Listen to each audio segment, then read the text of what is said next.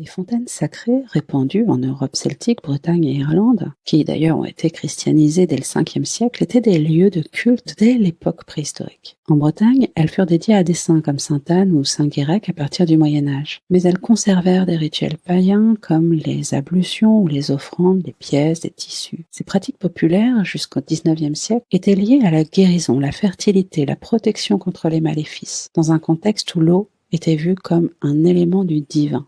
Dans la culture celtique, elles étaient associées à des divinités aquatiques. Les rituels d'offrande et d'ablution symbolisaient un échange avec le sacré, où les humains offraient des objets matériels, des rubans, des pièces, pour obtenir des bénédictions, des guérisons, de la fertilité. Jacques Baudin, dans Les Fontaines de France, relate un événement survenu en 1763 à la fontaine de Sainte-Anne, près de Clermont-Ferrand dans l'Auvergne. Marie-Claire, une femme de 28 ans, mariée depuis 6 ans, sans enfant, souffrait de la pression sociale dans son village, où la stérilité était vue comme une malédiction. Désespérée, elle entreprit un pèlerinage à la fontaine. À l'aube, elle plongea ses mains dans l'eau glacée, récita une prière à Sainte Anne et attacha un ruban blanc à une branche surplombant la fontaine. C'était le rituel local.